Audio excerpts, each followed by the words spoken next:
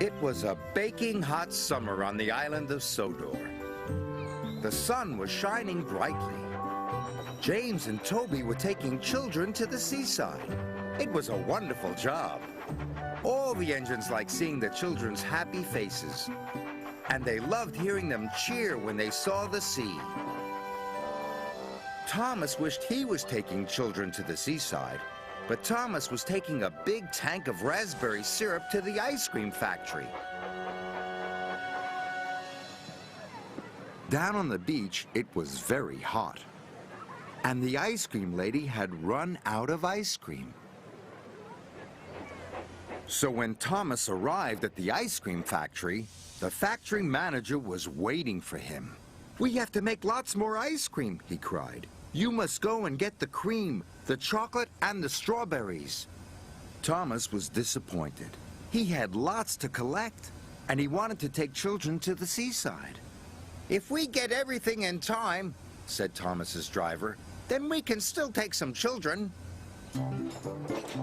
So Thomas rushed to the dairy. He collected the cream, and he puffed away quickly.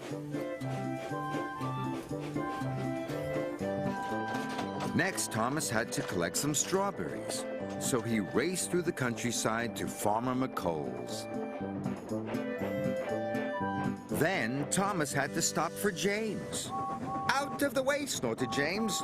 "Passenger train coming through." James's carriages were full of laughing children. They were going to the seaside. "Why does James get to take the children?" moaned Thomas. At last, the crossing was clear and Thomas puffed away.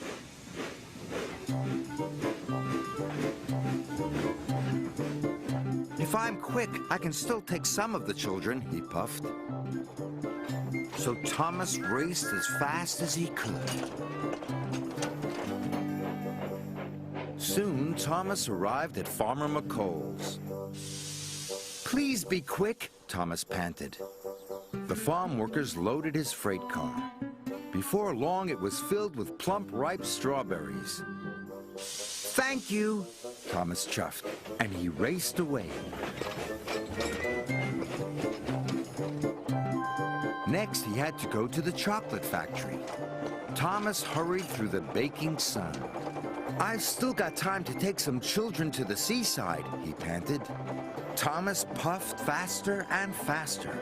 His wheels clattered and his pistons pumped. But he puffed so fast the signalman didn't change the points in time. Thomas raced down the wrong track. "Bother," cried Thomas. Thomas had to reverse slowly and carefully back to the points. Then he had to wait while Toby went past.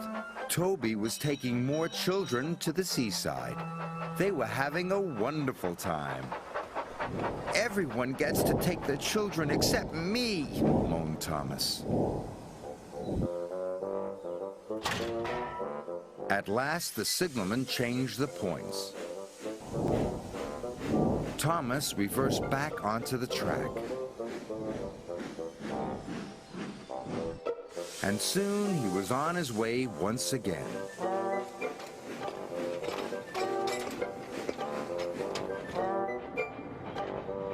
When Thomas arrived at the chocolate factory, it was getting late. "Hurry up," cried Thomas. "If I'm quick, I might still get to take some children." The workmen loaded Thomas's freight car as fast as they could. It was soon filled with heaps of chocolatey cocoa powder. Thomas was ready to go. But the shunters hadn't released the brakes on the freight cars. Thomas pulled as hard as he could, but the freight cars wouldn't move. "I have to hurry," puffed Thomas. He heaved, he huffed, and he puffed, and he heaved so hard. The coupling broke. Thomas shot forward. Cocoa powder flew everywhere. Now I'll never get to take the children, puffed Thomas. After a long time, Thomas's freight cars were ready. The yard manager had released the brakes, and Thomas chuffed carefully out of the yard.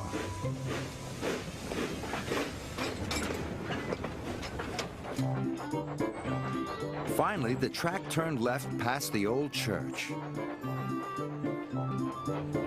Thomas arrived at the ice cream factory.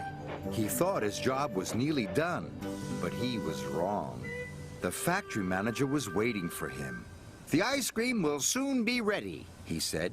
"You must take it to the seaside for me." Thomas was very disappointed. He wished he could take children to the seaside instead. He wanted to hear them cheer when they saw the sea. Thomas puffed along the coast to the seaside. "I wish I was taking the children," sighed Thomas. Percy was waiting at the seaside station, and so were lots of children. They all cheered as Thomas pulled into the station. Thomas was surprised. "Why are the children cheering?" puffed Thomas. "They're cheering for you," laughed Percy. "They've been waiting for the ice cream." The children were delighted to see Thomas and delighted to eat the ice cream. Thomas loved seeing the children laugh and cheer. Sir Topham Hatt was waiting with the children. "Today you have worked extra hard," said Sir Topham Hatt. "You are a really useful engine."